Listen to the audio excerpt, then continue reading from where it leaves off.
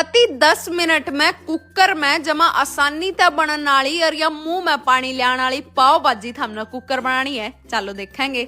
सब ते पहली एक कुकर में तेल और मक्खन की टिक्की गेर लो। थम टिंडी भी गेर सको। ई भी में जीरा, गेल लहसुन और बारीक कटे हुए गंठे गेर के ना अच्छी दाल पका लियो। ई मड़े टमाटर और हरी मिर्च गेर के न इन्हें भी पकड़ता ही छोड़ दो। ई भाई मैं उरे ये नरपा के मसाले लेने लग रही हूँ, क्योंकि इन मसाले बिना पाव भाजी में के स्वाद आवेगा। तो सबसे पहली तो हम यो पाव भाजी मसाला एक कटोरी में गाल लेंगे। ई से मैं नरपा की कश्मीरी लाल मिर्च, गेल हल्दी, धनिया पाउडर, गेल धोला नून और मड़ा पानी गेर के न इन्हें कति अच्छी दाल मला लियो और यो इसका घोल बना कर तैयार कर लियो।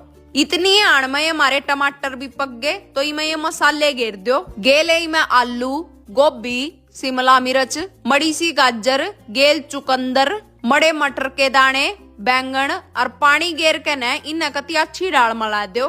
बस मलाए पच्छा कुकर का ढक्कन लगा के न इमें मंदी सी आंच पर 3 सीटी लगा लियो। 3 सीटी आए पच्छा इन सब्जियां का नु कति कचुम्बर काट देंगे और मड़ा ऐरा धनिया गेर के न या पाव भाजी हमारी तैयार होगी। ईब एक बर्तन में मक्खन की टिक्की, मड़ी पाव भाजी और यो नरपा का पाव भाजी वाला मसाला गेर के नहीं नाक्षी डाल मला लियो। मड़ा सा ऐरा धनिया और गेर के नहीं ये पाव के ऊपर धर के नाक्षी डाल सेक लियो। बस गेल की गेले कति गर्मा गर्म पाव भाजी गेल लाइन न मजे तक खाओ और वीडियो ने लाइक शेयर और एक बढ़िया सा कमेंट जरूर कर